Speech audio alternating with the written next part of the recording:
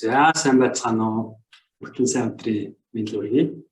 Өнөөдөр ангирт амарч байгаа гэж найдаж байна. Гэхдээ манай зочин илтгэгч маань бол амраагүй ажлын газраас илтгэлээд авах ажил дээр ирсэн байгаа юм байна. За өнөөдрийн маань ээлж дугаар лайв дугаарыг маань зочин илтгэгчээр бол анагаах ухааны магистр хүний их хэмж Дамжин сүрэнгийн Эрдэнэ сууд маань оролцохоор бэлэн болсон байна. За манай зочин маань бол анагаахын шинжилгээ ухааны үндэсний их сургуулийг төгсөгч, анагаах ухааны сургуулийн хүний их хэмж, за их барих эмэгтэйчүүдийн эмчээр нарийн мэргэжсэн хүн байгаа. За мөн 2016 онд Солонгос улсын CRWH шинжилгээгт үр хөврөл судлаар сурсан. Түүнээс хойш тус эмнэлгийнхаа өргөдлийн төвд эмбриологичоор ажиллаж байна. Тэгээд сүүлд 2020 онд за 2 жилийн өмнө анагаах ухааны чиглэлээр магистрийн зэрэг хамгаалсан юм мундаг өсөв байна.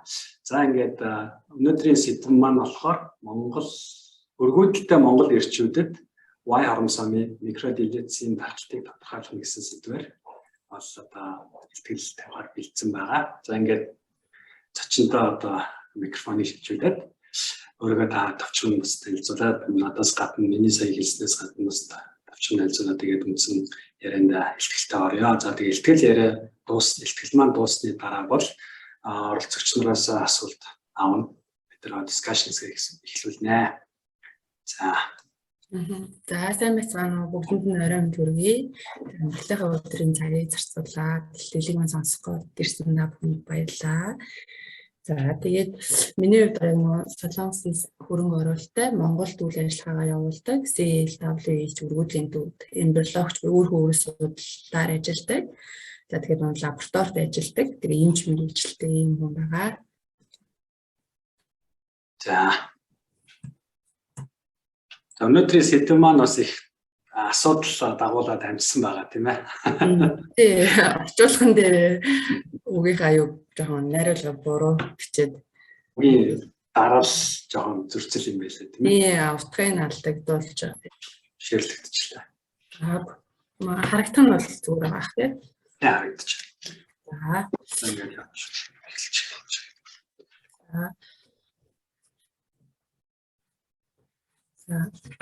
Миний хийсэн судалгаа нь болохоор өргөдөлтэй Монгол эрэгтэйчүүдэд Y харамсамын микроделицийн тархалтыг тодорхойлсон энэ судалгааны үр дүн байгаа.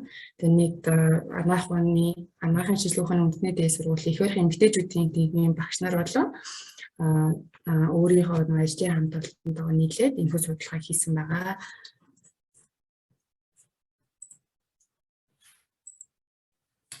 За өргөдөл нь дэлхийн дахин нийт хосуудын 10-аас 15% нь өргөдөлтэй байна гэж үзэж байгаа.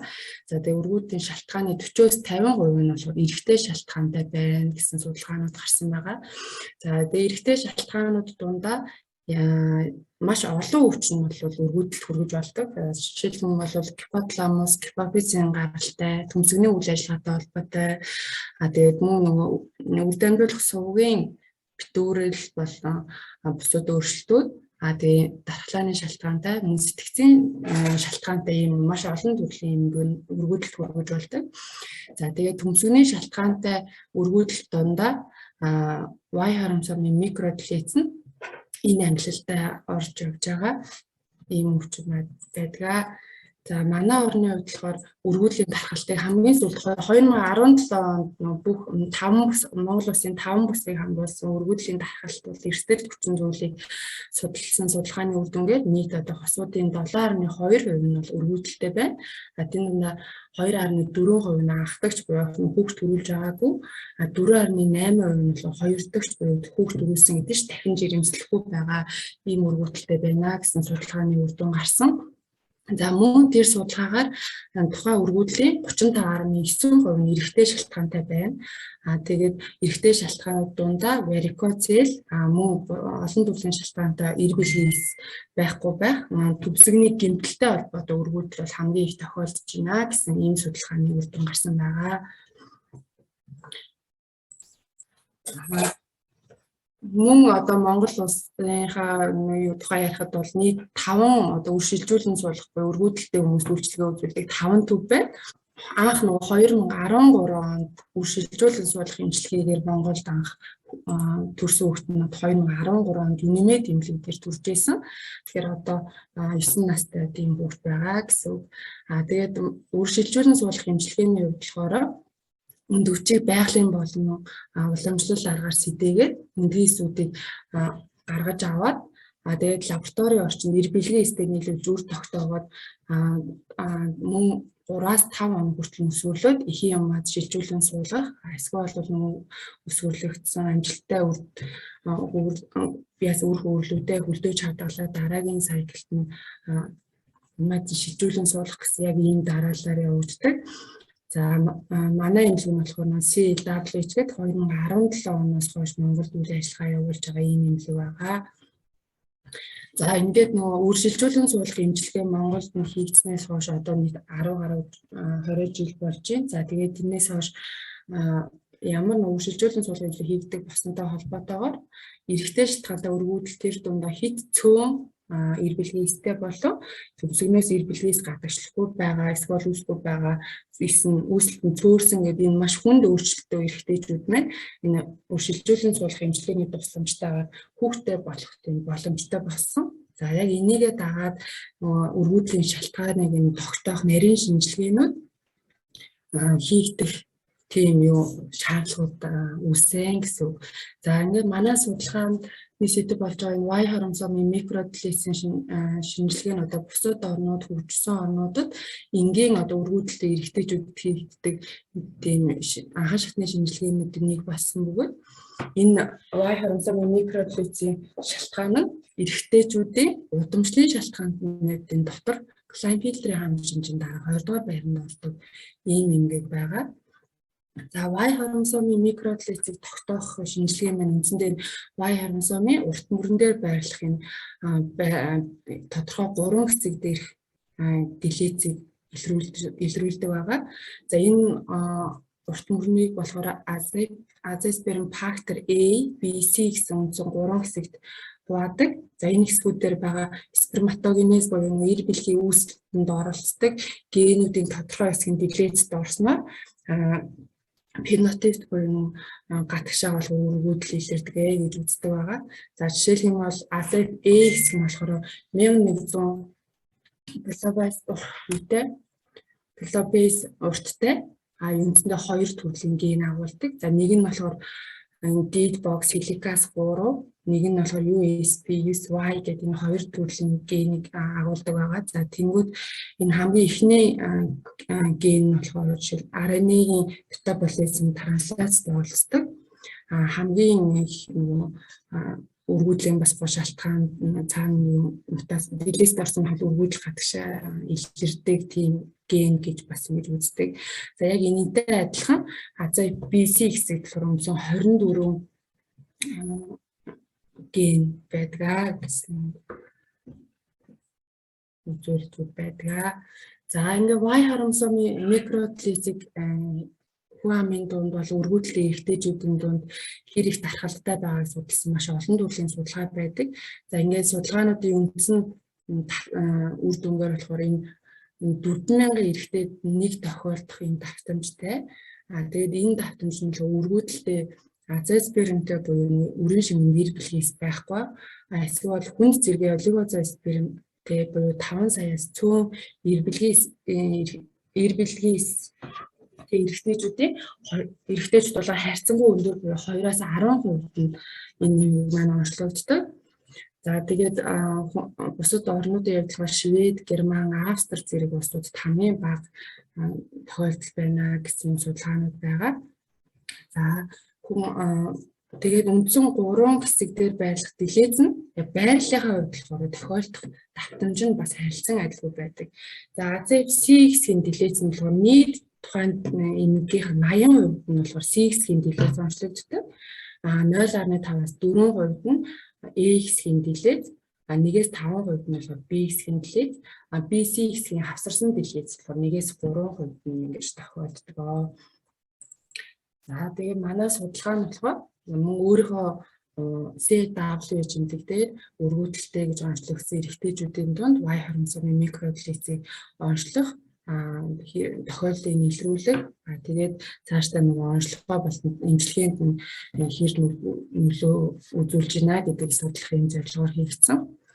Судалгаа нь 2017 оноос 2018 оны хүртэл хугацаанд үргэлжилсэн. За тэгээд энэхүү нөгөө судалгааныхаа зүйдээ би 19 онд мастрыг хамгаалж ирсэн байгаа. За тэгээд нийт 75 өргөдөлтэй эрэгтэйчүүдийг энэхүү судалгаанд хамруулсан. За судалгаанд хамруулах үндсэн гол шалгуур нь болохоор эр бэлгийн эс байхгүй байх, эсвэл маш 5 саяас цөөн буюу хүн зэргийн олигозоосперм онцтой эрэгтэйчүүдийг хамруулсан. Тэгээ хэрвээ өрийн шинийн шинжилгээ нь зөвхөн нэг удаа хийгдээд оншин батлагдаагүй мөн хийм, хавдрын хийм, туяа эмчилгээ мөн хавдар онцлогдсон. Мөн нөгөө давсаг руу өрийн шингэн ордог эргэх урсгалтай ийм өвчтөнгүүдийг судалгаанаас хассан байгаа.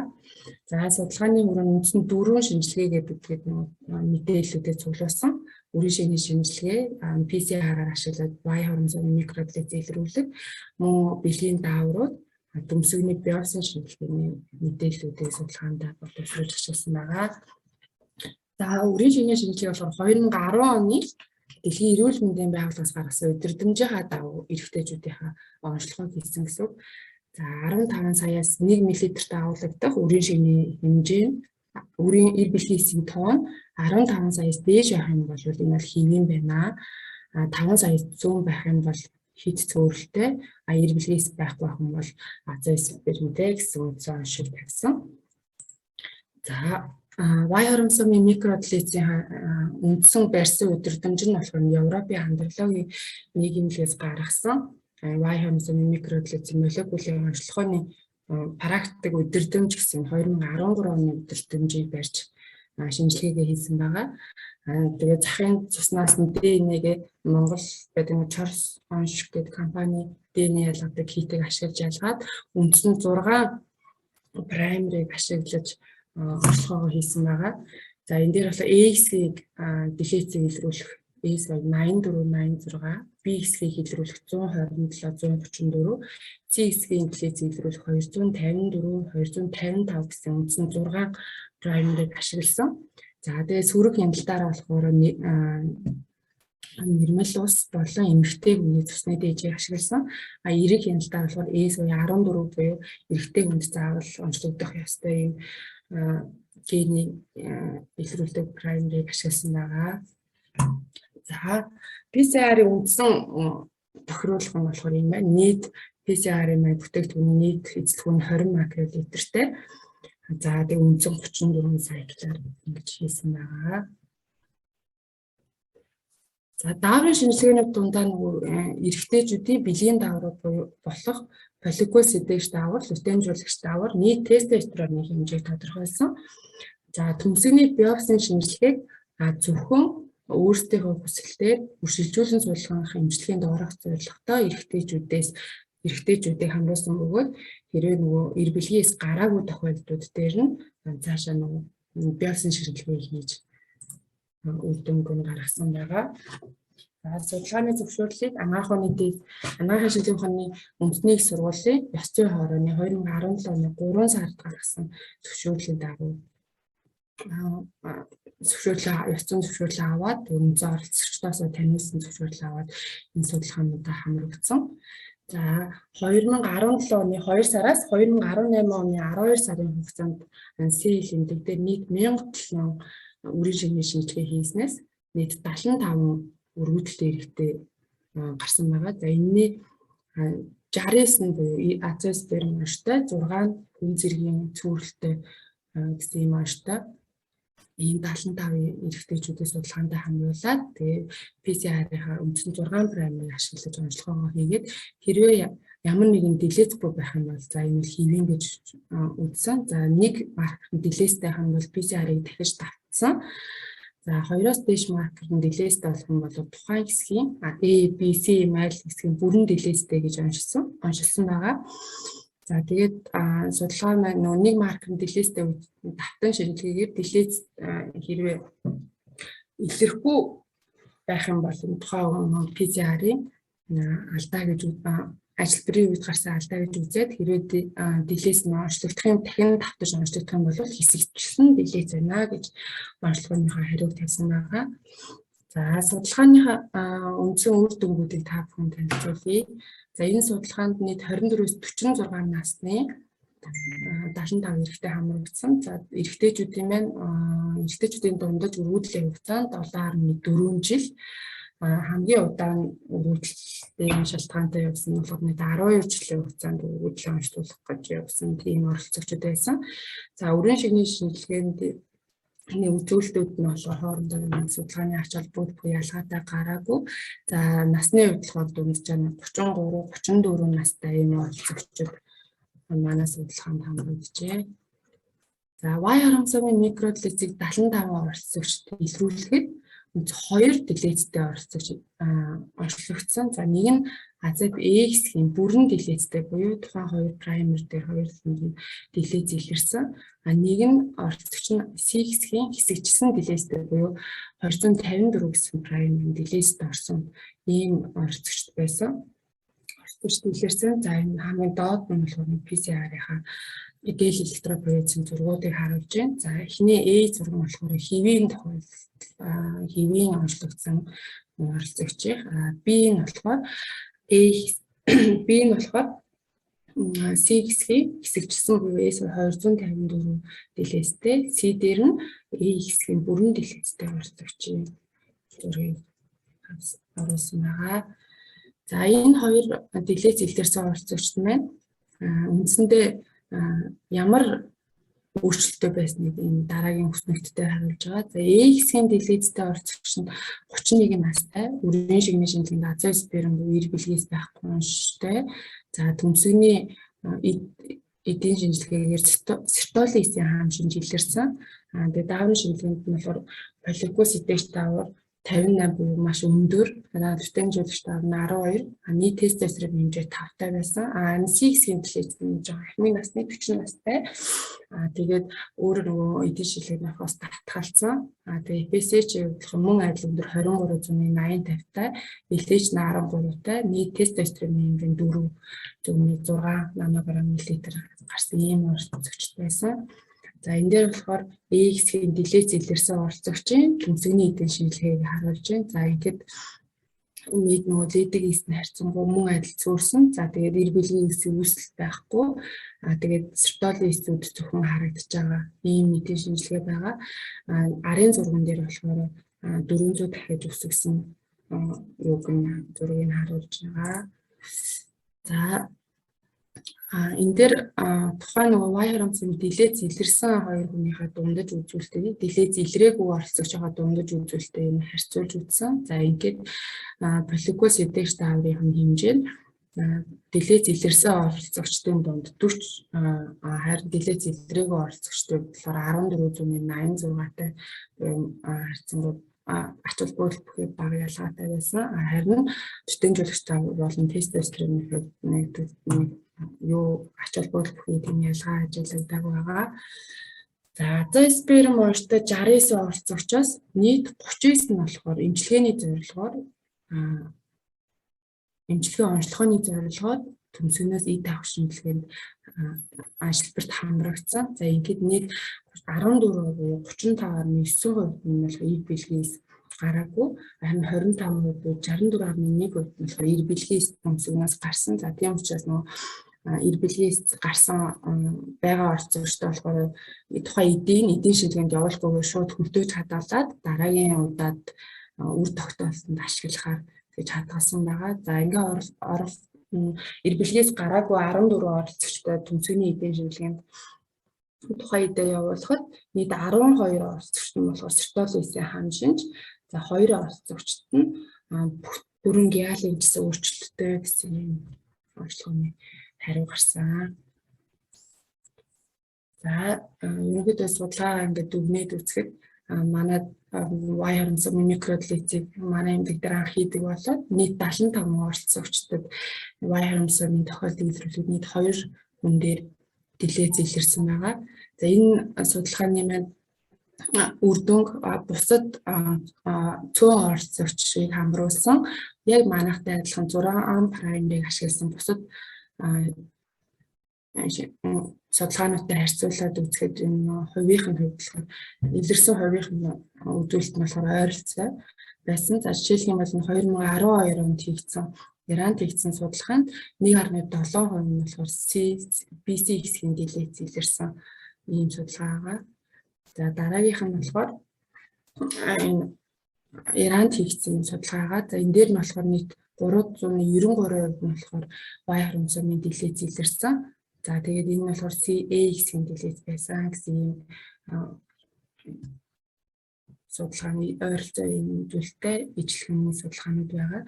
За тэгээд Азтай болохоор Y хромосомын микродлэц нь ерөнхийд юу нь болохоор Хятадд 19.4%, Тайванд 10.6%, Японд 15.8% гэх байдлаар өндөр хувьтай илэрсэн байгаа.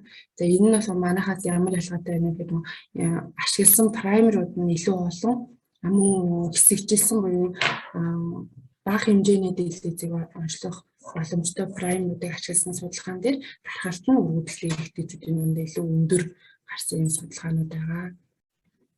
За тэгээд энэ Y хромосомын микродлэцийн шинжилгээ хийх нь тэгээд энэ өвчтнийг онцлох нь цаашдаа нөгөө тухайн хүнийхээ яг оншийг тавихаас гадна үржилжүүлэн суулгах шинжилгээнд болохоор ашиглагддаг. За энд нь нэгдүгээрт нь болохоор ямар хэлбэрийн дэлгэц байна вэ гэдгээс хамаарат төмсгнээс эр бэлгээс гарах уугүй юу гэдгийг урьдчилан таамаглах боломжтой байгаа. Мөн одоо яг сүүлийн үед хийж байгаа үндсэн хоёр чиглэлийн судалгаа нь болохоор нэг нь тухайн хэд цөөн эр бэлгийн дэлгэцтэй ч гэсэн IVF-ээр амжилттай одоо хүүхдээ болоо гэхэд хүүдний дэлгэц хэр удамших юм бэ? Яаж удамшиж байна гэсэн судалгаанууд хийгдэж байна. Түүнээс гадна төмсгний хавдар зурсан зулбалтай мөн холбоотой байна гэсэн судалгаанууд хийгдэж байгаа. За тийм болохоор энэ судалгааныхаа хүний оролцогчдын тоо болон ашиглаж байгаа праймеруудынх нь илүү олон болгож энэ судалгааг цааш нь өргөжлүүлж юм бол хийгээд явж байгаа.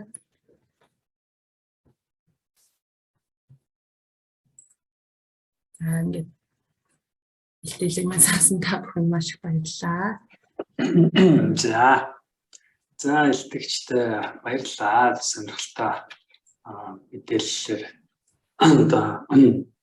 өөрсдөө судалгааг явуулаад айгуу чухал сэдв тийм ээ. Одоо монголчууд ер нь одоо хүн болгонд эрэгтэй хүн болгонд за эмэгтэй хүн ч гэсэн бас чухал нөгөө нөхөр нь найз залуу бас асуудалтай нүггүй юу гээл тэ. Тэгээд ярих тах. Тэгэхээр хүн болгоны л одоо анхаарлын төвд байдаг асуудлыг тухай Монголд хийсэн судалгааны хандлаар ярьлаа. Баярлалаа. За баярлалаа.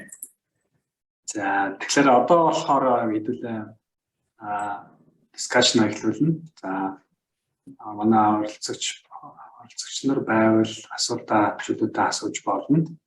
За би бас хэдэн асуулт бэлдээд байж байна. Бэлтжлээ тий. Энийг асууя. За тэгэхээр судалгааны ажиллагаа олон улсын сэтгүүлээр бол аль хэзээ хэвлэгдсэн. За тийм байгаа. Би яг одоо би нөгөө мэргэжлийн яг танаа одоо мэргэжлийн бус болохоор буруу зүрх асууж магадгүй шүү.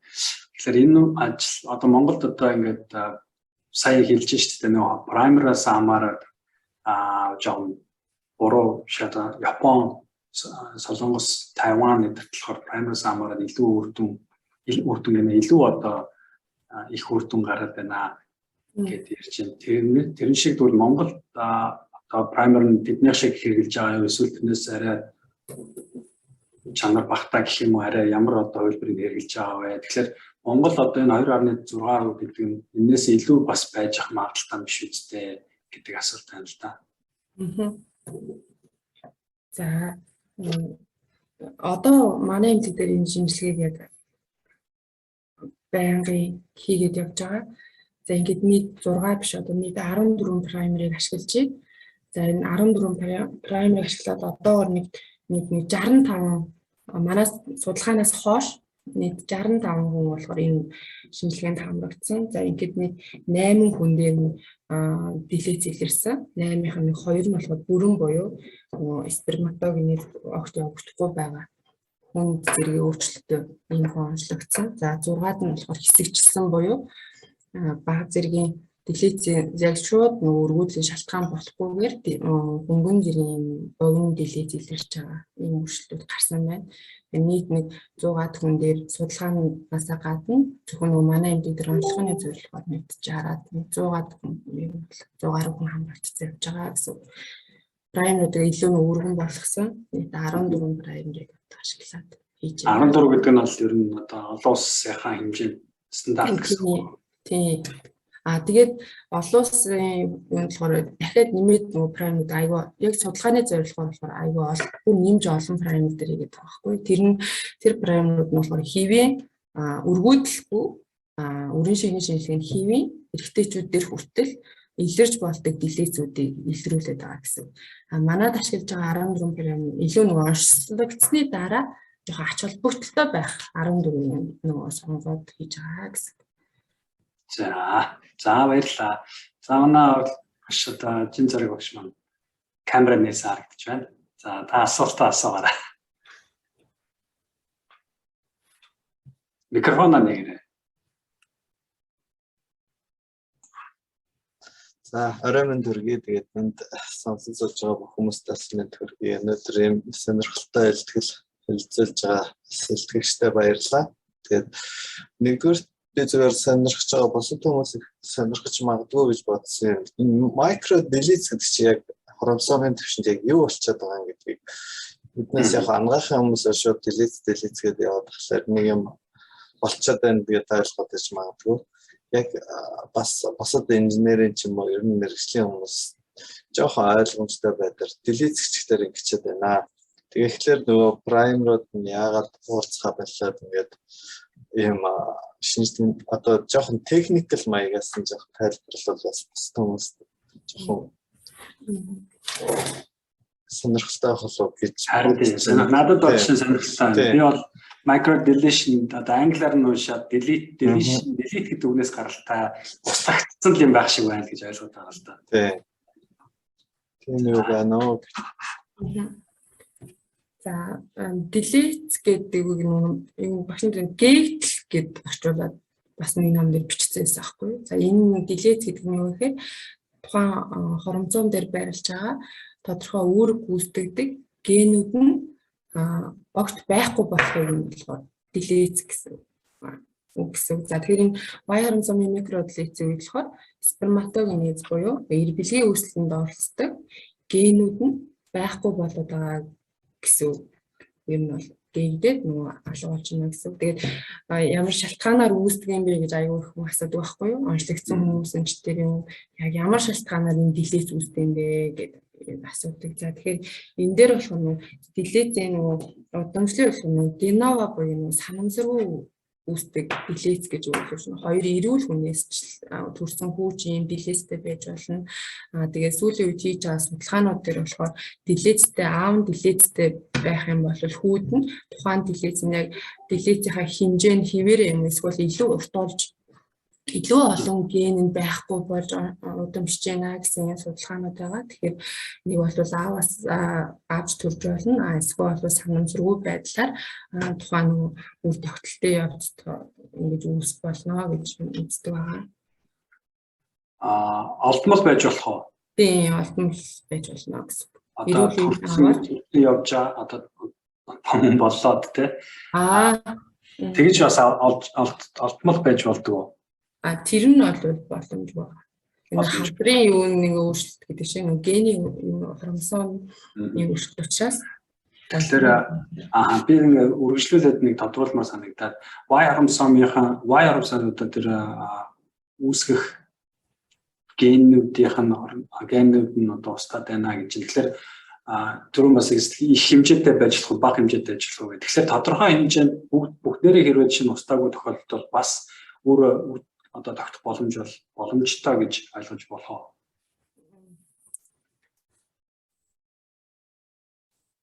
Миний нөгөө слайд харагдаж байгаа шүү дээ. харагдаж байгаа. харагдаж байгаа. За тэгэхээр энэ дээр нөгөө ямар хүн одоо энэ нөгөө шинжилгээнийхээ үр дүн хамаарат бид нөгөө төмсгний эдийн шинжилгээнд оруулах уу юу гэдгээ шийдэх боломжтой гэсэн үг байхгүй юу? Тэгэхээр төмсгний эдийн шинжилгээнд оруулахгүй тухайн хүний одоо ямар ч одоо хэцүүгээр их нь ямар ч цаашаа нөгөө имчилгээ байхгүй гэсэн оншигуул бай хамсаны микродлицийн зарим тохиолдлууд дээр нь тавьж болдог. Жишээлх юм бол A хэсгийн бүрэн дэлгэц, B хэсгийн бүрэн дэлгэцүүдийн үед тухайн хүнд одоо ямар ч эр бэлгийн үүсэлт явагдахгүй гэсэн. Тэгэхээр IVF имчилгээгээр ч одоо хүүхдтэй болох боломжгүй гэсэн юу гарч байгаа. Тэгэхээр энэ хүмүүстэй болохоор эр бэлгээс донор авахыг зөвлөөд имчилгээгээ цааш нь үргэлжлүүлдэг. За тэгэхээр манай төвшөө доктор маань асуулт асуусан байсан мессежн дээр эмчилгээний тал дээр ямар мэдээлэл байна вэ гэсэн байна. Та эмчилгээний тал дээр мэдээлэл өгөөч. За одоо энэ дэлгэцийг одоо ген шилжүүлэн сургах юм уу яг тийм эмчилгээ бол одоо ийм юм дээр хийгдэж байгаа гэсэн юм бол байхгүй байна. За гол эмчилгээ нь болохоор үр шилжүүлэн суулгах эмчилгээ л одоо гол энэ хүмүүсийн фенотипт буюу гадагшаа илэрж байгаа хамгийн гол өөрчлөлт нь өргөдөл байгаа байхгүй юу? Тэгэхээр нөгөө төмсгний үйл ажиллагаа буурсан, даавар буурсан гэсэн тийм юмнууд биш. Энэ хүмүүс болохоор эр бэлгийн үүсэлт хит буурсан, эсвэл бол огт байхгүй болсон гэсэн үг. Тэгэхээр бид нэр эмчилгээгээ тухайн хүний яаж хүүхдтэй болох вэ гэсэн эмчилгээ хийн гэсэн үг. За тэгэхээр хэрвээ маадгүй дэлгэцтэй тухайн хүн өөрөө би хэдий дэлгэцтэй удамшиг магадлал байгаа ч гэсэн төмсгнөөс альсвал бол хэд зуун эр бэлгээс нь эр бэлгээс нь ялгаж сонгоод үр шилжүүлэн суулгах ажилбарт орох юм бол хүүхдтэй болох боломжтой буюу тухайн хүний эмчилгээ болж байгаа гэсэн. За ойлголаа. Юуны хувьд яг энэ дээр нэг юм нэмээд асуучмаар санагдлаа зүгээр сонирхолтой санагдав. Би одоо за үр шилжүүлэн суулгаад IVF-ээр Y хоромсонтой хүү төрчлөө. Тэгээд тэр дотор тэр төрж байгаа хүүхэд нь миний ойлгож байгаагаар мэдээж Y хоромсын дэлгэцтэй хүүхэд төрөх юм байна гэж ойлгож байгаа зү. Тийм, яг тийм судалгаанууд байгаад байгаа байхгүй юу? Гэхдээ яг нөгөө өдөрдмжинд заагаад дэлгэцтэй бол эмчилгээ хийхгүй яахгүй гэсэн яг тийм шийд нь бол гараагүй. Маш нэг судалгаанууд нь одоо хийгдээд явж байгаа. Яг ажлын төвшөнд бол юм гараагүй байгаа. Тэгэхээр одоо дэлгэцтэй Y хоромсомын дэлгэцтэй одоо А хэрэгтэй хүн байлаа гэхэд одоо өөр хөвлөлийг үр шилжүүлэн суулгах дээр эмэгтэй хүүхд төрүүлэх ч юм уу тиймэрхүү бас сонголтуудыг хийдэг юм болов яа гэм бол. Яг тэгвэл хүү төрөх юм бол дэлгэцтэй юу төрөх гэдэг нэг хүүхд төрөх гэдэг нэг ойлголоо шүү дээ. Хэрвээ нэг одоо азосперм биш нөгөө нэг эр бэлгээс тоон цөөрцөн тэгээд дэлгэцтэй байгаад эр бэлгээстэй татаад авчлаа гэж бодоход тэр одоо хүү биш охин төрөх юм бол X хоромсомын дагуулад явах юм бол болно шүү дээ. Тийм дэлгэцтэй хоромсомоос нь явах юм чинь. Тийм одоо эмчилгээний тийм арга ч юм уу юунууд бас ямар байдаг юм бол тоо. Эмчилгээнд хүү сонгох бол боломжтой байгаа. За тэгэхээр тэр нь бол PGDA ч юм хамгийн анхаарчны хийгээд ч юм уу бластоцистийн шатн буюу 5 өдөрт өөр хөвөл болгож өсвөрлж байгаа. Тропикто дээрмээс нь хоромсомын шинжилгээг нь аваад тэгээд хоромсомын шинжилгээг нь авангуудаа тухайн үр хөвөл болохоор хөлдөгөө таталцна гэсэн үг. За тэгээд хоромсомын шинжилгээний хариу ирэх үед нь тухайн хоромсомын өөрчлөлт болон хүүс нь биднэрт ирчин. Тэгэнгүүт охин үр хөвлүүдийн сонгоод ээжд нь шилжүүлэн суулгах боломжтой. Гэтэ энэ юу н одоо манад одоо яг хийгдэж эхлэв байна. Тэгэхээр шууд хүүсээ тодорхойлж болно. Нөгөө дараа нь дахиад одоо юу гэдэг өөр хөврөлийн асуудалтай эр хүн байгаад хүүхдээ дахиад хүү төрүүлчүүд дахиад энэ асуудал маань удамшчихвэ гэдэг айдас асуудлыг бүрэн салж болох юм шүү дээ, тийм ээ. Тийм. Гэхдээ энэ судалгааных нь хувьдлахаар одоо IVF-ээр хүүхдтэй болох боломжтой дэлгэцийн хэлбэр нь ихэвчлэн C хэсгийнхаа хэсэгчилсэн дэлгэцүүд байгаа байхгүй юу? Тэгэнгүүт тухайн нөгөө CX-ийн хэсэгчсэн дэлгэцтэй хүмүүний минь хүүхэд нь үнэхээр яг үргүүдэлтэй үнэхээр яг тимийг яах вэ гэд яг нөгөө батлагдахгүй тодорхой нөгөө цөөхөн хүн дээр хийнгүүт нэг тэдэн үед нь дэлгэц байна гэдэг нэг ерөнхийдөө ингээд судлагдаад явж байгаа. Тэгэхээр нөгөө тухайн хүнд бид нөгөө удамжийн зөвлөгөө өгөх шаардлагатай болоод байгаа байхгүй. Тэгэхэд яг нөгөө бариад за энэний ийм байвал би яг ингэж удамжийн зөвлөгөөг нь өгнө шүү гэсэн яг тийм юу бол байхгүй байна. За дараагийн асуулт асуух юм. За. Яачлах дахиад Тэгэхээр энэ нөгөө нэг таадын ашиглаж байгаа праймерууд чинь хэр урт дэлгэц үүссэн байгааг бол тодорхойлж чадахгүй бах тий. Хэр уртаа?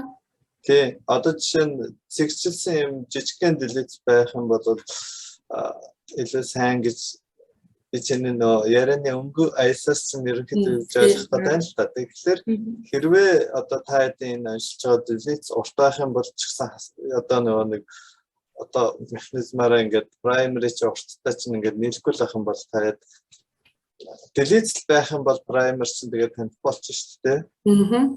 Тэгэхээр чинь нэг А хүн нь маш урт том дэлгэцтэй байж болно. Б хүн нь болохоор юм зэгцэлсэн жижигхэн дэлгэцтэй байж болно гэж би зүгээр төсөөлөд байна л да. Wireframe-сон дээрх дэлгэцэн. Тэгэхээр таануусын ашиглаж байгаа энэ primer чинь хэр их одоо мэдрэг чанар сайтай ийм жижигхэн дэлгэц заах юм бол жижиг гэдээ илрүүлж чаддаг. Урт том дэлгэц заах юм бол урт томоор илрүүлж чадах тийм primer хэр их өрнөц чанар сайтай primer юм бэ гэж асуусан.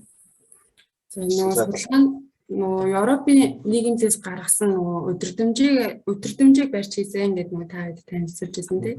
Тэн дээр болохоор PCR-ын шинжилгээ basic буюу суурь анализ, extension анализ гэсэн хоёр шатлалтай хийнэ гэж нөгөө өдөрдмжинтэй байдаг. Бид хэдийн судалгаанд ашигласан 6 prime нь болохоор basic буюу суурь одоо хамгийн анхан шатанд нь энэ 6-ыг ашиглаж болно. Бүр нарийн онцлог ивэл гэдэг extension analysis гэсэн хэсгүүд байгаа байхгүй. Тэгэхээр яг бидний яг таны хэлсэн зүг байхгүй. Бидний ашигласан 6 юм болохоор маш жижиг хэмжээний нэлзэн болохоор арай хөнгөн хэлбэрийн дэлгэцүүдийг бидний ашигласан параметр уншлах баг боломжгүй гэж болно. За тэгэхээр ашигласан 6 параметрын CX-ийн 2 SY 254 55 гэсэн хоёр параметр нь CX-ийг хэсэгчилсэн дэлгэцийг уншлах боломжтой болоод байна. За баярлалаа. За дараагийн үргэлж асуултаа асуураа. Камера нэвлэнэгээд өөрийгөө танилцуулаад товчхон.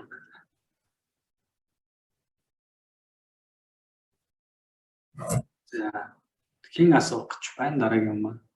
Өгөн түрүүн асуулт асууя гэж надад хэлсэн баа. За ерөн зүгээр яг нийтэд одоо бүтэмжтэй мэдээллийн чанартай юм асуумаар санагдлаа. Бас давхар ер нь одоо цаг хугацааны хувьд шинжилгээ өгөхөд хэрэг хэд хоног уу үнийн хувьд хэд байдаг вэ гэж мэдээлэл авмаар байна. За шинжилгээний хариу нь бол 3 хоногийн дотор гарч байгаа.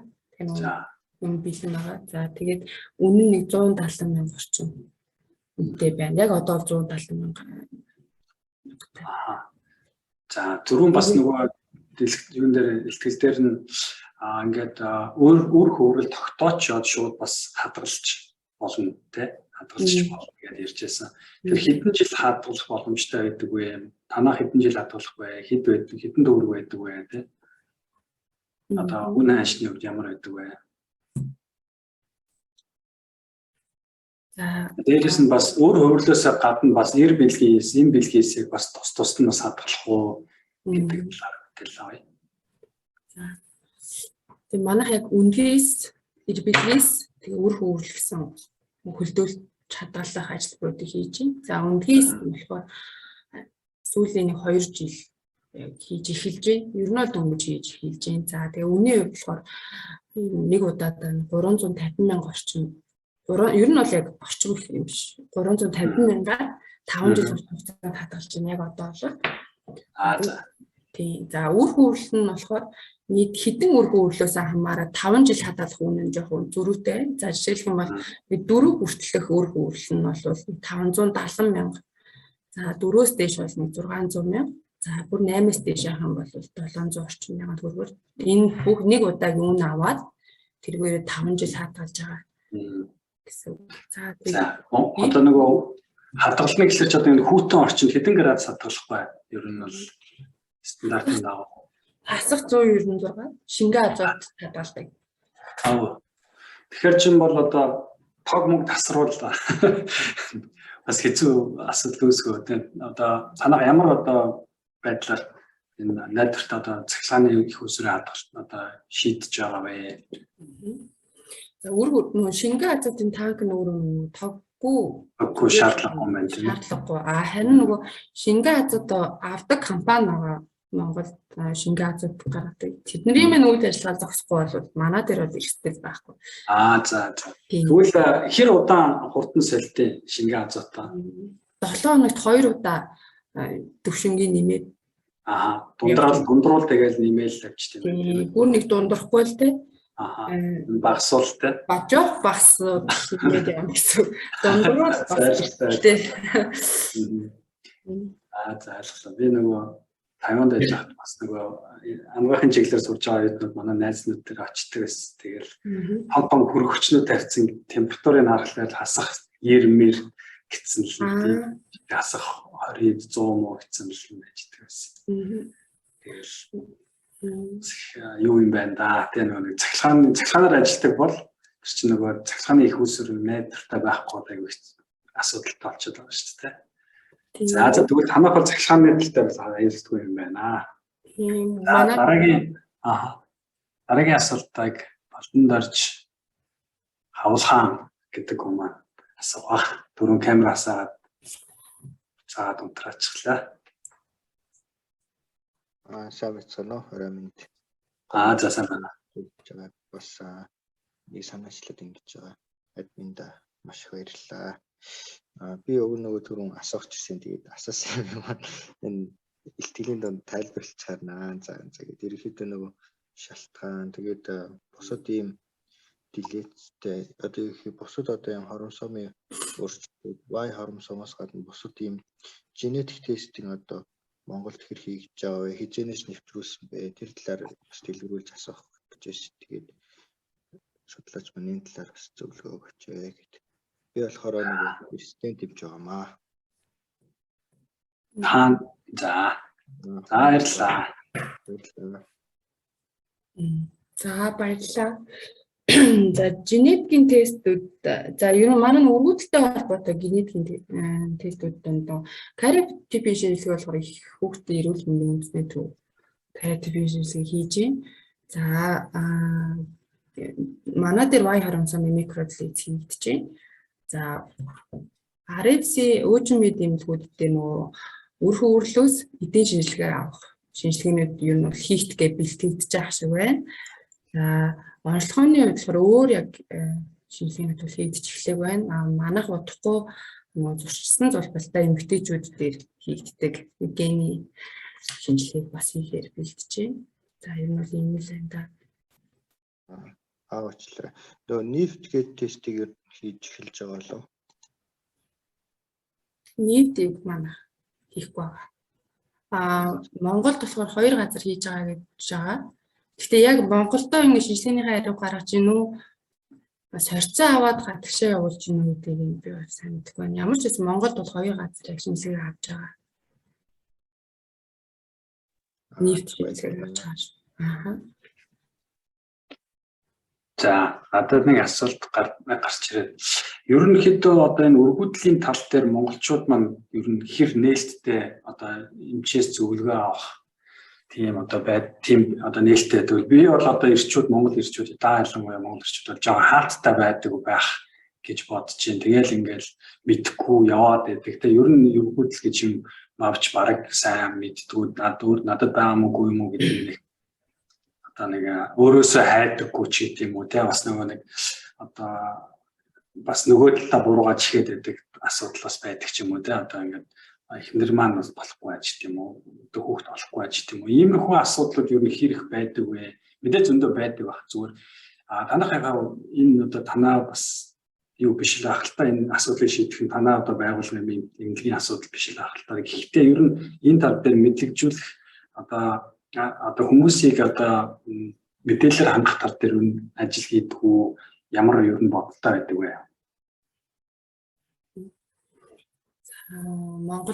Монголчуудын хувьд нь уламжлалт өөрсдөө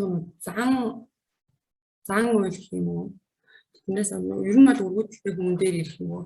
Сэтгэл зүйн дарамт гэдэг ч юм уу тийм юм. Тэгээ мөн иргэн тойрны хүмүүс нь өргөдлийг яг тухайн хосууд энэ бол зөв өвчин гэхээсээ илүү нэг тийм тухайн хүн одоо буруу юм хийсэн болохоор ч гэдэг юм уу? Эсвэл үгүй гэдэг юм уу? Ямар нэг тийм шашны гэх юм уу? Тийм талаас нь дарамт нэлээд байдаг гэж бодож байна. Энэ хүмүүсийн яриагаар сүүлийн жилүүдэд өршөлтүүлэн суулгах одоо нийт 5 төв дээр хийгдэж байна. За тэгэнгүүт энэ 5 төв нь яг нэгдсэн байдлаар биш ч гэсэн өөрөөрөстийнх нь Facebook пэйж бусад эмчнэрийн телевизийн нэвтрүүлэгч гэдэг юм өргөдлийн талаар маш сайн ярьж байгаа. Тэгэхээр хүмүүс энэ чинь бол ер нь юм байна. Тэгэнгүүт нөгөө хуруушиллын хүүхэд гэдэг нөгөө шилжүүлэн суулгах ажиллагаар төрсөн хүүхдийг аяа буруу ойлгодог байсан. Тэгэхээр энэ бол яг хэвийн бид нар зөвхөн тусалж байгаа. Түүнээс бол тэр үнэхээр тэр хүүхдүүдийн хүмүүсийн өөрийнх нь хүүхд гэдгийг ер нь бол ойлгож байна гэж би ер нь бодоод байгаа.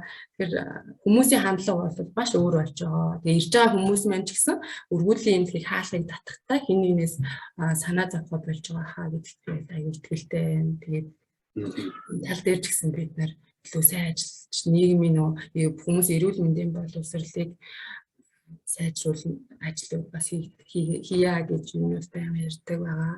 Тэгээд саяхны 7 өдрийн өмнө олон улсын хурал боллоо өргөдөлтэй холбоотой. За тэн дээр нэг судлаачийн тавьсан судалгаа нь болохоор өргөдөлтэй хосууд Монголын өргөдөлтэй хосууд байна.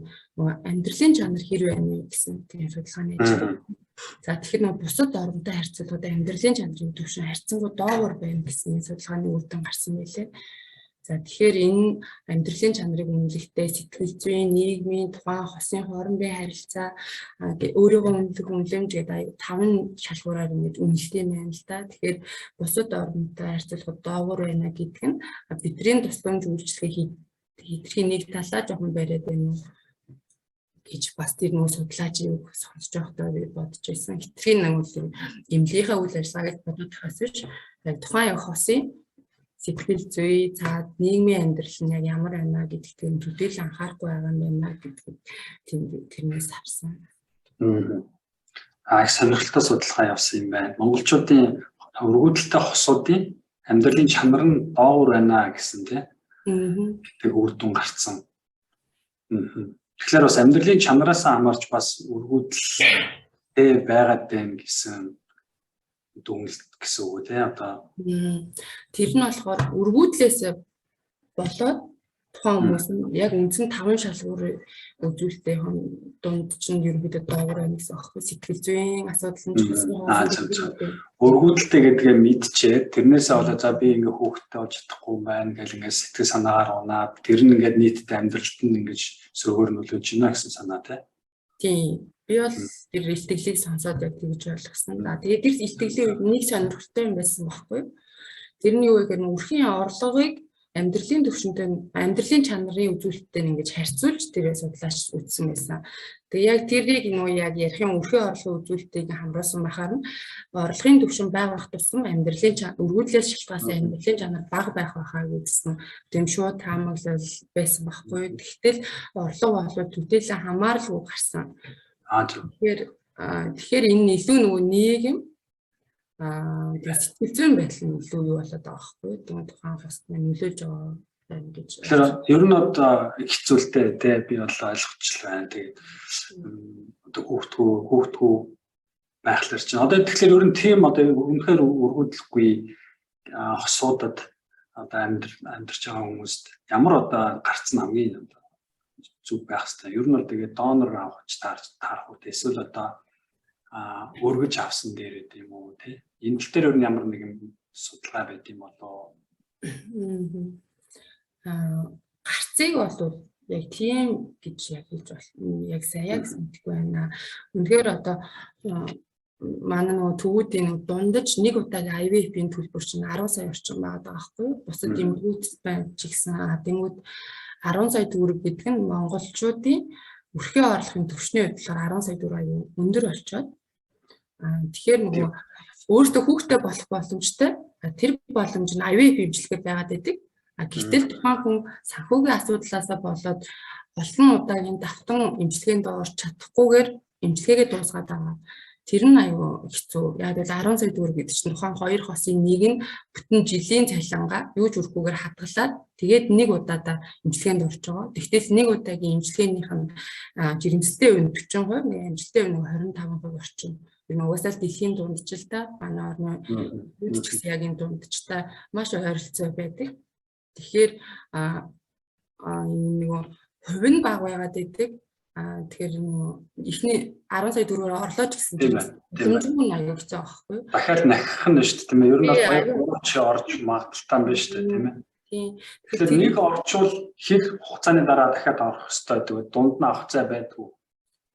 Тэр тухайн эмэгтэйгээс л болсон гэсэн. Нөгөө эмэгтэй бие нь магадгүй ямар нэг хүндрэлгүй бусад эрүүл мэндийн шалтгаанаас асуудал байхгүй бол дараагийн сар дахиад тавтаад урж. Дахиад дараа сард орчих боломжтой. За тэгэл орох болгонд л ер нь 10 сая төгрөг яваад ахна шүү дээ. Тэгэхээр бас их өртөгтэй болох юм байна. Угаасаа бас хэцүү юм байна л да. Тийм. Тэгээд одоо гол юу ч болохоор нийгмийн даатгалдаа өргөдлийн имчилгээ хуулигээд яагаад байгаа шүү дээ яригадаад тэр яам дээр ч гэсэн дооны албал байгуулагдаад өргөдлийг ер нь жоохон анхаарал байгаа. Гэхдээ хэдэн жилийн дараа даатгалаас хөнгөлөлт үзүүлдэг болох юм тийм. Гэхдээ нэг юм тодорхойлох гээд болгомоор юуны саний имчилгээ донор хоёр ч юм бол тусдаа асуудал үстэй тийм ээ. Имчилгээ гэдэг чинь нөгөө хүнээс юуг нь аваад цөөхөн ч гэсэн тэр одоо Y хромосомуудын тоолж аваад тэгээд үр тогтоох тухай яриад байгаа шүү дээ. Донор гэхээр өөр хүнээс аавна гэсэн үг үстэй тийм ээ. Тэгэхээр би имчилгээнийх нь хувьд болохоор хоёр л юм яриад байгаа байхгүй юу? Би нөгөө Y хромосомын дэлээс нэг сэдвээ бол одоо ярихгүй яагаад вэ? Өөршилжүүлээс болох имчилгээнийхээ хувьд имчилгээгээ яриад байгаа байхгүй юу? Тэгэхээр Y хромосомын дэлээстэй тохиолдолд үнэхээр цөө эстэй өөрөө хүүхдээ бол өөрөөс эр бэлгээс эр бэлгээс өөрийнх нь эр бэлгээс байгаа тохиолдолд эмчилгээнд IVF-д орж болно. Хэрвээ үнэхээр эр бэлгээс үүсэх ногт байхгүй бол эр бэлгээс юм донор авна гэсэн үг. Харин IVF эмчилгээний хувьд ч гэсэн хосууд өөрсдөө эсүүдээрээ үр тогтоол хийгээд үр шилжүүлэх эмчилгээнд орж болж байна. Эсвэл эрэгтэй нэмүү эмэгтэй нь донор аваад тэгэхээр аль нь хоёулаад ижлэгэнд нэг 10 сая орчим төгрөгийн л үдэл зардал гаргах процесс. Үгээс нь үндгээс нь хаанаас нь сонирн биш юм байна шүү дээ тийм ээ. Тийм. Монголд ер нь одоо үндгээсний эр бэлгийн эсний донорууд хэрэг байд юм бэ? Одоо сан гэж байдгүй. Ер нь тэндээс авахд бас мөнгө тусдаа бас мөнгө төгрөг өгдөг. Тэр хүнийхээ мэдээлэл нь байдгүй тий одоо ийм хүн хар үстэй тийм нуруутай тийм царайлаг хүн байсан байж тийм үү. Ийм мэдээлэл байд юм болоо. 2 жилийн өмнө дээр манай эрүүл мэндийн яам дээр донорын хариу заалт гэж гараад тэгээд энэ дээр болохоор бадаа дээр ирж байгаа бүх доноруудыг бүртгэл эрүүл мэндийн яам дээр нэгдсэн сан байдалтай бүх доноруудын мэдээлэл цуглаж байгаа. За тэгвэл Монгол улсын хувьд болохоор бусад донороос яг ялгаж байгаа юм шиг нэг донороос нэг хүүхэд буюу нэг хүний нэг хүүхд төрлөөх юм бол тухайн донорын нэг хязгаар хүн амцгүй учраас дахиж хэрэглэхгүй нахана тий. Тэр нь бол илүү онцлог байгаа. За тэгэнгүүт яг таны хэлсэн гадаад дүрх болон бүх халдварын шинжилгээ энэ сэтгцийн эрүүл мэндийн ингээд яг нөгөө цаанаас нь журам байгаа яамнаас гаргасан. Тэрийгэ бариад бид нэр доноруудаа эмчилгээнд оруулаад тэгээ бүх тухайн донорын эмчилгээ болон тухайн хүний өөрийнх нь хувийн бүх мэдээллүүдийг яамдаа бүртгээд бүртгүүлээд явж байгаа гэсэн. Нэр ус регистрийн дугаараар авахгүй зү тэ. Тийм, ерөнхий мэдээллүүд нь явуулсан. Кодлоод донороо кодлоод явахгүй юу? Окей. Гадаадын кинон дээр ингээд нэг нөхрийн ингээд донор авсараа нэг барыг 20-30 хүүхэд талцсан. Тэр одоо бодит амьдралаас сэргийс яасан уу мэдэхгүй. Гадаад бол яг нэг хүнийхийг олон хэрэгжилж болд юм шиг үү тий. Тийм. Одоо Солонгост бид нар Солонгост адлаа хийж авах явц яадаг гэхээр нөгөө хөвчлэн оюутнууд байдаг. Тэнгүү сайн дураараа донор болдог. Тэгэхээр нөгөө тухайн хүн үрийн шигнээ өгвөл хадгалуулчихна. Тэрнээс хойш имчилгээтэй холбоотой мэдээлэл донорт нь эргэж болоод авчихгүй. Тэнгүүд өөрчлөлтөгч маань олон донорууд дундаас өөртөө илүү нөгөө адилхан гадаад төрхтэй ч юм те тийм донороо өөртөө сонгоод тэгээ ашиглаад явдаг байгаа. Зөв. За манай оролцогч нараас өөр асуух зүйл байвал асууаарай. Ярилцлага маань бол сайхан өрнөж байна. Надад бол их сонирхолтой байгаад байна.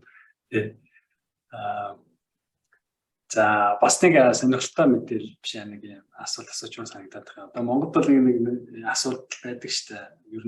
Ер нь Монгол гэлтгүй дэлхийд даяараа ер нь одоо хүүхдийн одоо юу нь хүүс нь ээжээсээ болдог тий. Одоо манай эхнэр бол дандаа л эмэгтэй хүүхд төрүүлдэг, дандаа л эрэгтэй хүүхд төрүүлдэг. Одоо ганц хүүхдээ олчихсоо ганц охинтой олчихсоо гэсэн яриа бол байдаг. Ер нь бол тийм нийтлэг ойлголт байдаг шүү дээ. Тэгээд шинжлэх ухаанаар нэг хэсэг бол за нөхрөөс л хамаарал биш эхнэрээс л хамааралгүй юм байна шүү гэд нэг хэсэг явсан нэг хэдэн жилийн өмнө.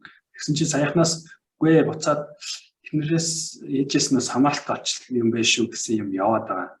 Энэ дээр ер нь одоо яг хоёр талтай гарчаалах шиг санагдаад байгаа юм та. Яг энэ тал дээр мэдээлэл өгвөл ямар мэдээлэл байна сонирхож байна.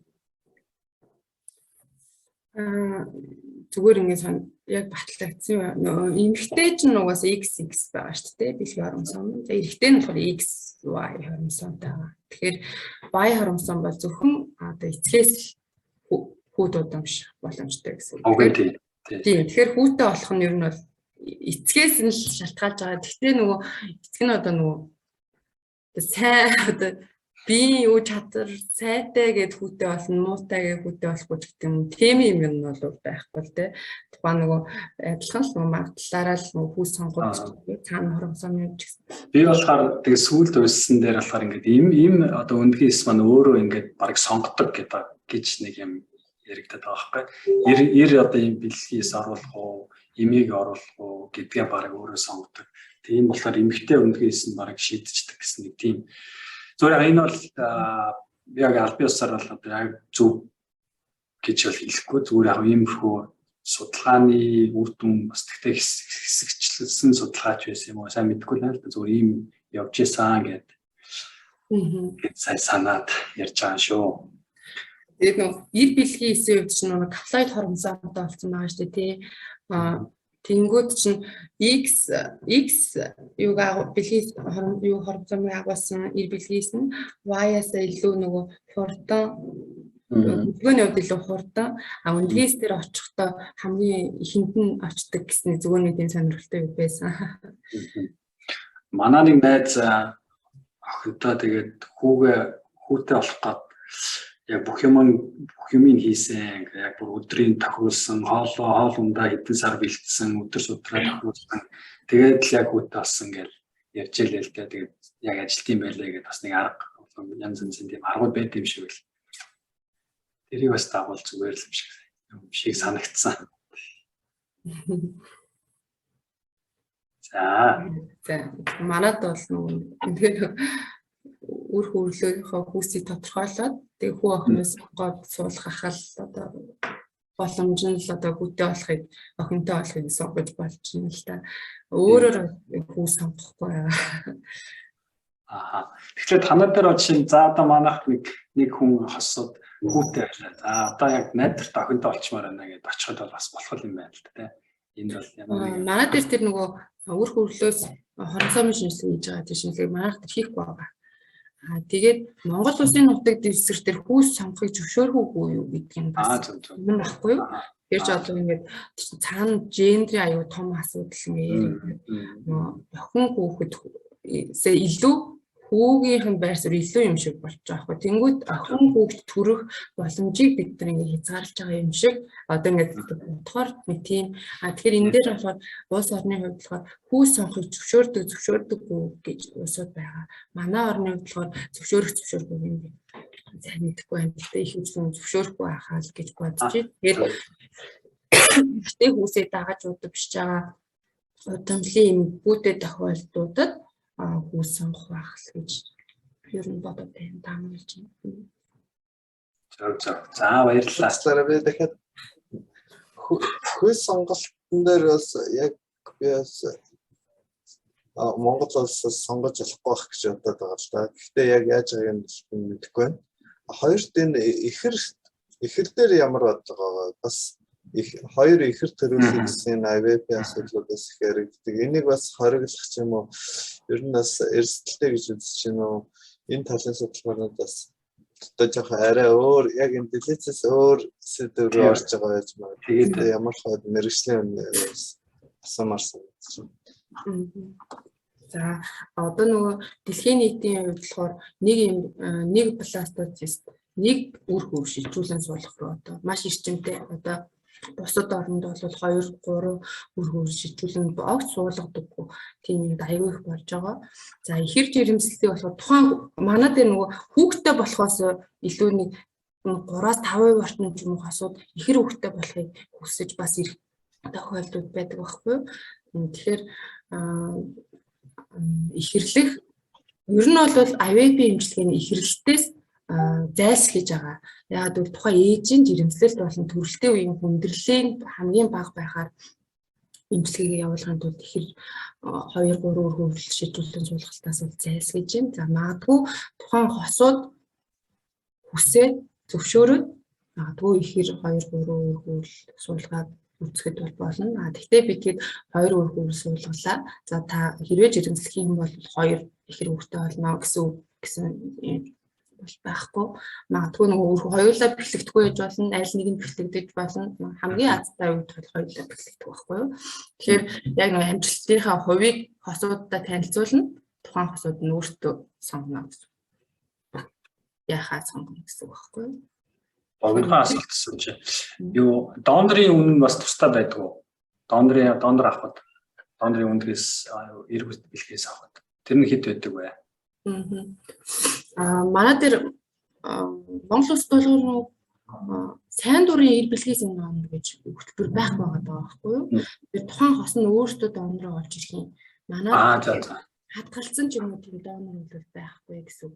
Тэгэхээр тухайн хосууд олж ирэхдээ эмэгтэй өөрийн төрсөн ихт төрсөн дөө үеэлүүдтэй ч юм уу те өөртөө тохиолдолд олж ирж байгаа. За эрэгтэй ч гэсэн адилхан ер нь бол өөртөө нэгдүгээр олж ирнэ, хоёрдугаар нь хөвчлэн хамаатнуудаа дагуулж ирээд орто гэсэн. Манайхаас зөвхөн эмчилгээгийн л хариуцж юм гэсэн. Тэгнээс санаалаа. Тэгвэл одоо миний бодоод байсан шиг юм банк бэлгээсний банк байхгүй юм байна шүү дээ тийм ээ.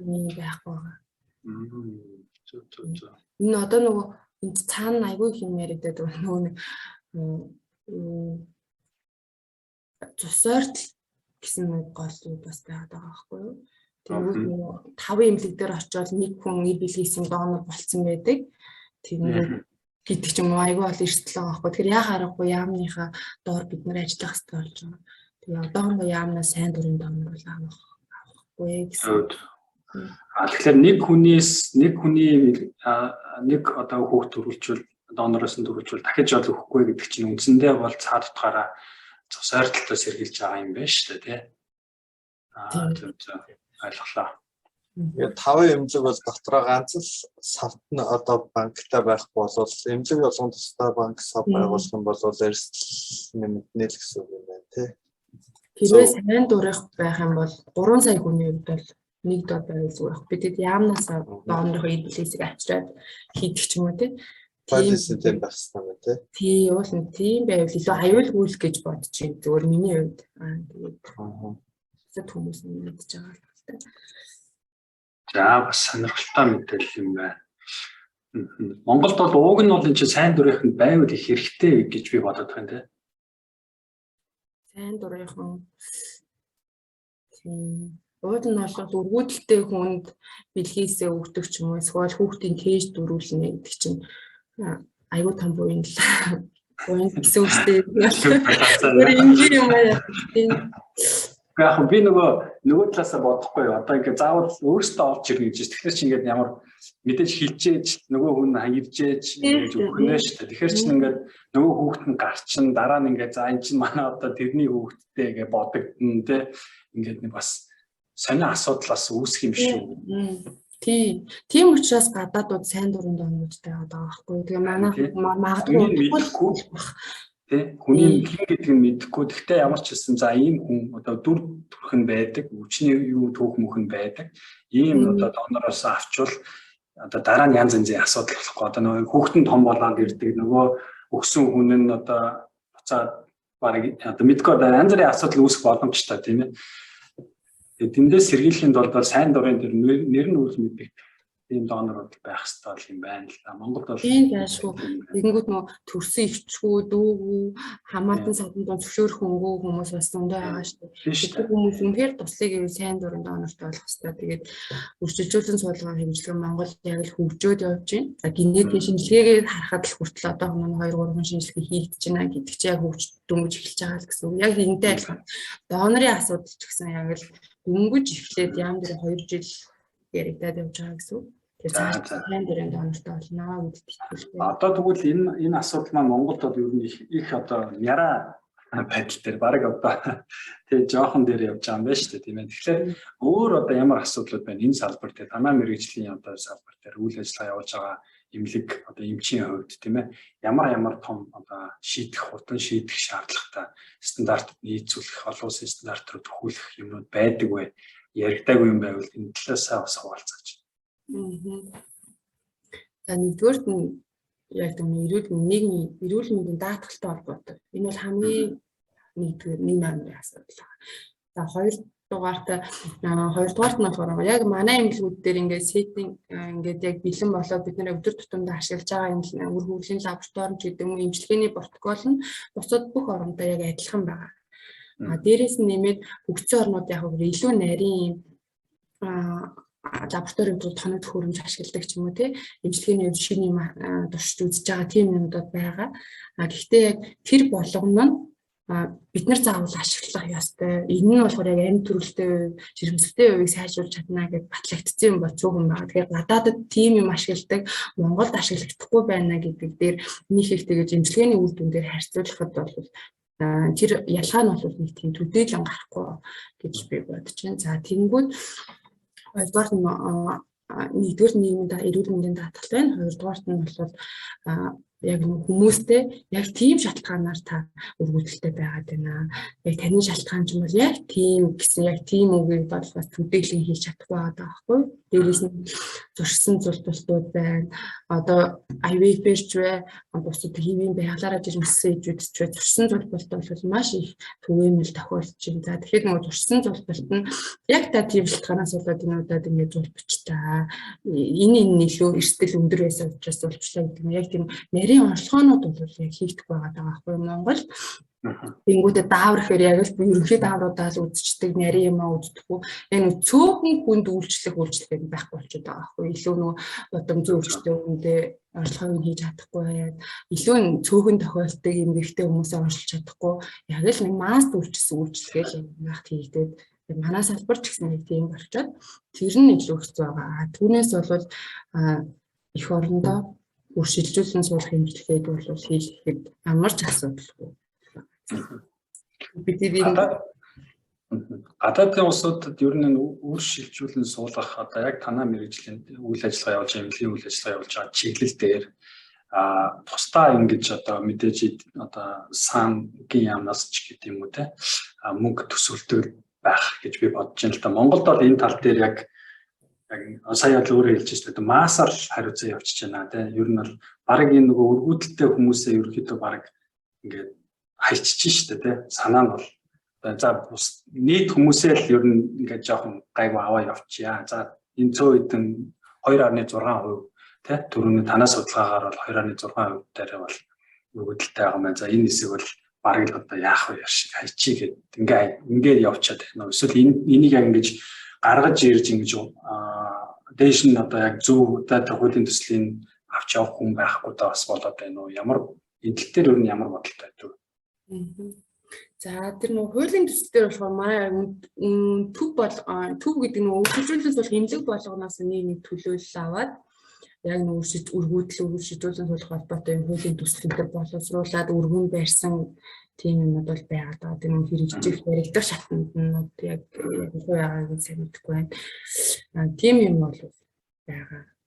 Энэ бол ажиллаад байгаа. Тэгээд За яг нөгөө би өмнө нь бас нэг хэлгээ маш 3 дахь гол юу нь болохоор бусад орнууд болохоор нэгдсэн мэдээллийн сантай болсон. За одоо би тэднээс судалгаа явуулаад гэхэд зөвхөн эмнэлгийн дата л надад зөвлөнө. Би бусад эмнэлгүүд болон одоо их нийлхсэн үндсэн төвөөсөө ямар нэгэн дата аваа судалгаа хийх боломжгүй яг тийм нэгдсэн юм бол байхгүй байгаа байхгүй яг эмнэлэг болох юмж байдалтай. Тэгэхээр би тэгээд бас нөгөө бүх улс орнууд чинь IVP эмнэлгийнхаа сайкл болов сайкл гэдэг нэг эмчилгээний мөчлөг болгоныхоо үр дүн юу гэдэг нэгдсэн сантай болчдөг. Тэгэхээр Монгол улсын үр шийдвэрлэн суулгах эмчилгээний үр дүн яг тэтэй байна гэсэн юу бол гарах байгаа гэсэн үг байхгүй юу? Тэгэхээр яг ийм нэгдсэн мэдээллийн зам бол дутагдаад байгаа учраас бас хөгжил нь бас хоцроод идэг байх гэж би бодож байна. Мэдээллийн сан хамгийн гол нь одоо танаа эмнэлэг дээр хийсэн шиг юм follow up тэгээ бүр ингээс үлдээ biopsy дээр аваад ингээд шинжилгээс судалгаа хийнэ гэдэг чинь өөрөө нэгдүгээр зардлын асуудал, хоёрдугаар цаг хугацааны асуудал, гуравдугаар нөгөө хүмүүс чинь яг ирж яг ингээд хурж ирээл өгөөл хүмүүсээс бас шалтгаална. Айгу хэцүү байх. Угаас айгу хэцүү тийм одоо судалгааны ажил болохоор энэ тал дээр одоо чинь танах яасан бэ? Саяны судалгаа хийх чинь ямар нэгэн байдлаар улсаас дэмжлэг байдгүй байсан уу? Зөвхөн өөрөөсөө бие дааж хийсэн үү? Манайх нөгөө солонгос эмнэлэг маань бүх юм дааж байгаа байхгүй юу? Өөрөөсөө тийм. Өөрөөсөө. Ер нь бол мастер доктор сурж байгаа бүх хүмүүс төсөл нь дэмжигдсэн хүмүүс л гэхээс бус нь бол бүгдээрээ яг нөгөө өөрсдийнхөө юугаар хийж байгаа судалгааны. Уг нь бол эн чинь бол одоо үндэсний одоо асуудал шүү дээ тийм ээ. Тодорхой хэмжээний санхүү төсөв байгаа. Тэрүүгээр тэрнийхээ дагуу ингээд санхүүжээд явдаг байх ёстой л ах л та гэж бодогдож байна. За ингээд цаг маань ерөөхдөө цаг 10 минут болцсон юм байна. Манай ихтгэл эхлээд. За тэгээд өөр одоо асуулт байхгүй бол ингээд сүүлийнхаа минутыг одоо илтгэгчтэй өгөөд ингээд илтгэлээ өнөөдрийнхөө илтгэлийг лайвыг дуусгая гэж бодож байна. За ингээд өнөөдөр урьж оролцуулаад ийм нээлттэй тайван ингэж ярих боломж олгосон та бүхэнд баярлалаа. Тэгээд маш их шүүмжлэл ирэх болов гэж бас айжсэн. Тэгээд тэр хатуу шүүмжлэл ирсэнгүү баярлалаа. Нөгөө YouTube-д нөгөө ингэ бичлэг тавигдсан байдаг шүү дээ тий. Лайв. Тэгэхээр олон нөгөө энгийн нөгөө яг судлаачид тэрний цаана маш олон юм өргөдөлтэй хосууд байгаа гэдэгт нь итгэлтэй байна. Тийм ингээ өргөдлийг ойлгодог болоосай эмчилгээ нь Монголд ийм төвшөнд хийгдэж байгаа гэдгийг ойлгодог болоосай тэгээ өргөдөлтэй хүн болгон өвчнөөсөө болоод бусдаа санаа зовхгүй байгаасай гэдэг одоо маш их хүссэн. Тэгээд энэ учраас илүү ингээд энэ удаагийн урилгыг хүлээж авсан байгаа. Тэгээд маш их баярлалаа та бүхэнд. За баярлалаа. Үнэхээр маш чухал сэдвээр ярьсан баярлалаа. Тэгээд таны цаашдын ажил улам их амжилт хүсье. Дараагийн хүчтэй илүү одоо импактфул том бүргийн хэмжээний судалгааны ажлаар иргэн уулзцгаая. За баярлалаа. За баярлалаа. Баяр таа. Оролцсон бүх хүмүүстээ баярлалаа. За